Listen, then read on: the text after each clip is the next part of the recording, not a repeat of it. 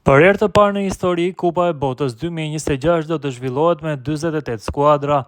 16 ekipe kombëtare europiane do të marrin pjesë në botërorin që do të mbahet në Kanada, Meksik dhe SBA, teksa shanset e Shqipërisë pas suksesit madhështor në Serbi duken reale. 12 vendet e para të grupeve do të kualifikohen direkt në Kupën e Botës 2026. Ndërsa 4 vendet e mbetura do të përcaktohen nga një fazë play-offi. Por si do të funksionojë faza play-off për Kupën e Botës, aty ku Shqipëria mund të përfundojë nëse fiton kundër Andorrës.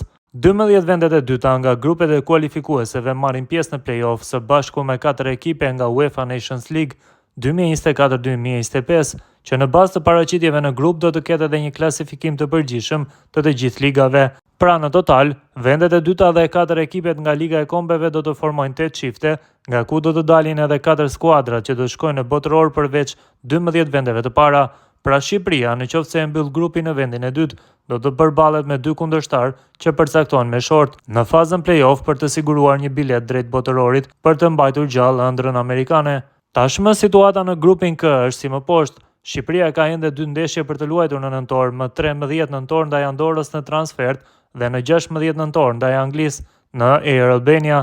Serbia ka 3 ndeshje për të luajtur, me datë 14 tetor, që Shqipëria është pushim, serbët do të luajnë një transfert të vështirë ndaj Andorrës pas situatës së krijuar në ekipin e tyre. Në rast fitore, diferenca me Shqipërinë mbetet vetëm 1 pikë.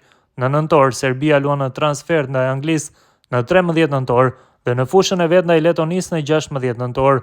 Fati i vendit të dytë lidhet direkt me Anglinë. Shqipërisi duhet të fitojë patjetër me Andorrën dhe të shpresojë që Serbia të bëjë një tjetër hap fals në 3 ndeshjet e mbetura. Skenari më i keq i mundshëm është që Serbia të fitojë 3 ndeshjet që i kanë ngelur. Fitoria minimale ndaj Serbisë ka afruar kombëtaren shqiptare të futbollit me play-offin e botërorit 2026.